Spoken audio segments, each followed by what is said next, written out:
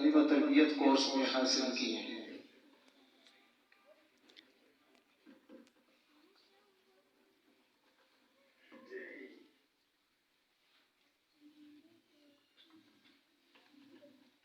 السلام علیکم ورحمۃ اللہ وبرکاتہ۔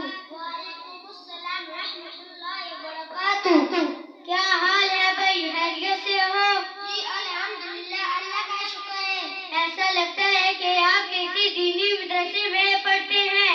جی ہاں، میں ادارہ تعلیم و تربیت جامع مسجد قبہ میں 40 روزہ تعلیم و تربیت کورس حاصل کر رہا ہوں۔ ماشاء اللہ، یہ تو بہت بڑی بات ہے۔ تو پھر مجھے آپ سے کچھ قرآنی اور تجویدی معلومات حاصل کرنی چاہیے۔ جی ہاں، ضرور پوچھیں، جو مجھے معلوم ہوا میں آپ کو ضرور بتاؤں گا۔ اچھا، تو اب تک قرآن مجید کے معنی کیا ہیں؟ قرآن مجید کے معنی بار بار پڑھی جانے والی کتاب۔ قرآن مجید کس نبی پر نازل ہوا؟ قرآن مجید ہمارے پیارے نبی حضرت محمد صلی اللہ علیہ وسلم پر نازل ہوا۔ قرآن مجید کون سی ماہ اور کس رات میں نازل ہوا؟ ماہ رمضان اور شب قدر کی رات میں نازل ہوا۔ نزول کے اعتبار سے سب سے پہلی آیات کون سی ہے؟ سورۃ الحق کی ابتدائی 5 آیات۔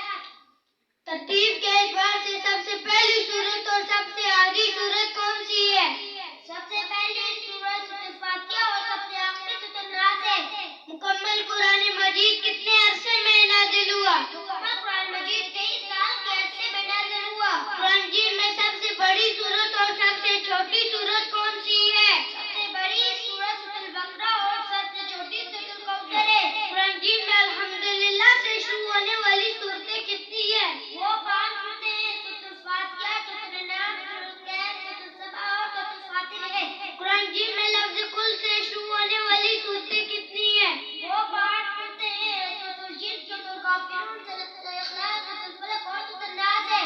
وہ کون سی سورت ہے جس میں ایک بار بھی لفظ اللہ نہیں آیا؟ وہ 5 سورتیں ہیں، سورۃ القمر، سورۃ الرحمن، سورۃ الواقعہ میں ایک بار بھی لفظ اللہ نہیں آیا اور سورۃ جاثیہ کی ہر آیت میں لفظ اللہ آئے۔ مدنی اور مکی صورتیں کتنی کتنی ہیں؟ کل مدنی صورتیں 28 ہیں اور مکی صورتیں 86 ہیں۔